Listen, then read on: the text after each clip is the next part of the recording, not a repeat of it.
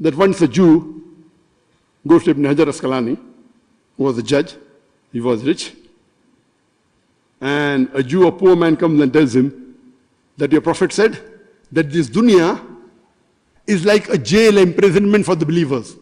And for unbelievers, it's paradise. I'm poor, my clothes are tattered, you're rich, you're living a luxurious life. How can you explain this hadith? So Ibn Hajar Asqalani said,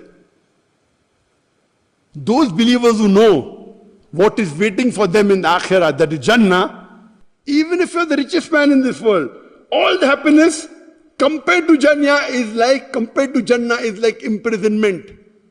And if the unbelievers knew what is there for them in the Akhirah, hell, and the lowest, the coolest fire in hell, if it touches your feet, your brains will boil.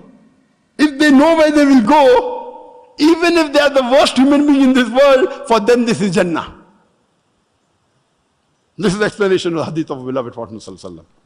So Jannah, happiness, is a state.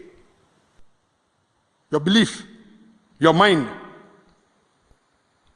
And Allah says in the Quran, in Surah Baqarah, chapter number 2, verse number 156.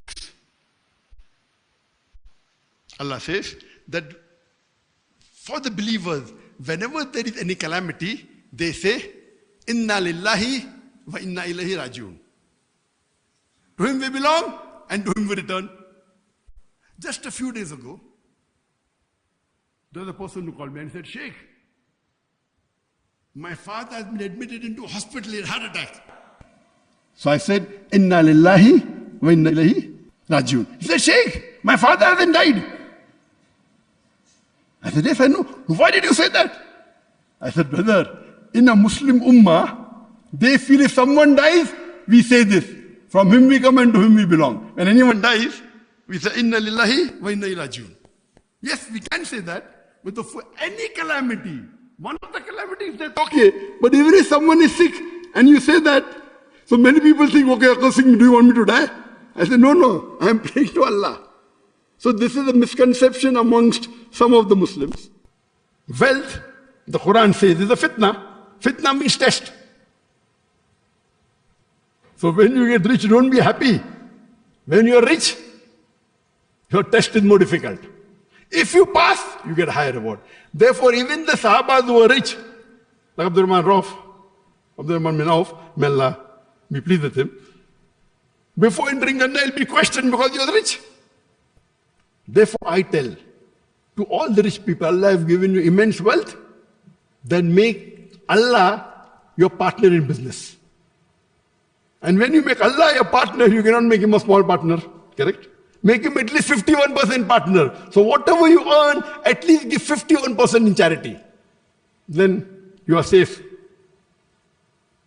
Generally, the Islamic ruling is that if you have wealth more than the nisab level, you have to give 2.5%. This is fard. For every rich person who is not a fakir, who is not a fuqara, who is not poor, yes, give 2.5%, that is the Sharia. But if you're extremely rich, this is my suggestion, it's not part of the Sharia.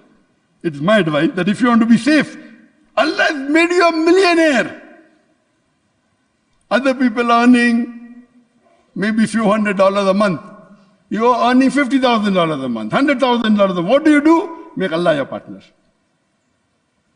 Even if you give more than 50%, yet you will be multiple times richer than the poor man. When my son started business 2 years back, I said, my son, when you start business, minimum 51% you give to Allah subhanahu wa ta'ala. Minimum. I'm a veteran, so I give more. Afterwards, maybe you can compete with me or catch up with me. Minimum. The more you get, the more you receive. So wealth is a fitna. Allah says in Surah Tawbah, chapter 9, verse number 34 and 35, that those who hoard wealth and spend it not in the way of Allah, Allah will, in the hellfire in Akhirah, will brand you on your forehead, on your flanks and on your back. And Allah will say, have the taste of the wealth you hoarded. What is money? And unfortunately, for many of the Muslims, money is the most important.